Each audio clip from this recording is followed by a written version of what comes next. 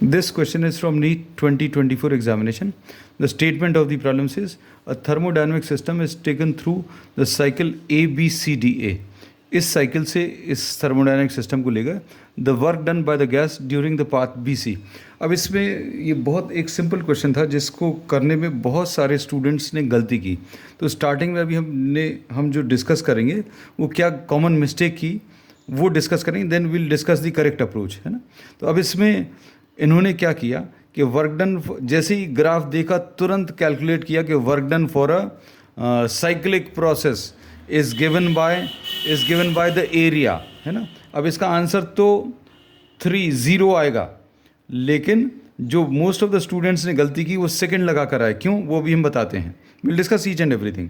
तो इसमें ये साइक्लिक प्रोसेस दिखा, एंटी क्लॉकवाइज डायरेक्शन में दिखा, तो कहने लगे वर्क निकालना है, तो कहने लगे एंटी क्लॉकवाइज डायरेक्शन का जो कर्व है वो नेगेटिव वर्क देता है and this is given by the area.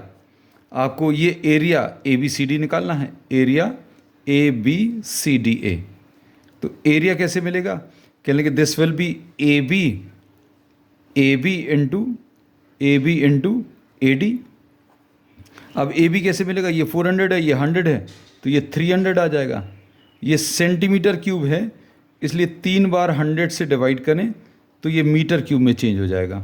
Into AD में ये 300 है, ये 100 है, ये 200 आ जाएगा. 300 में से 100 माइनस 200 किलो पास्कल, तो 200 इंटू किलो पास्कल से तो 1000 से मल्टीप्लाई कर दें. 1 2 3 4 और 1 5, 1 2 3 4 और 1 5, जीरोस कैंसिल, 1 0 ये कैंसिल, तो ये 60 आ जाएगा. और एंटी क्लॉकवाइज डायरेक्शन में है इसलिए ये नेगेटिव आएगा. So most of the students ticked what, the second option.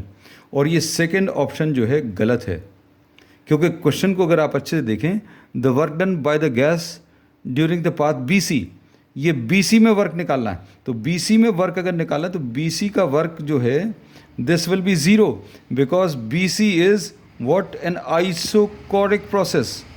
Isochoric यानी constant volume process. Constant volume process मतलब क्या है, डेल्टा V 0 होगा. डेल्टा V 0 का मतलब वर्क 0 आएगा and the third option is the correct answer.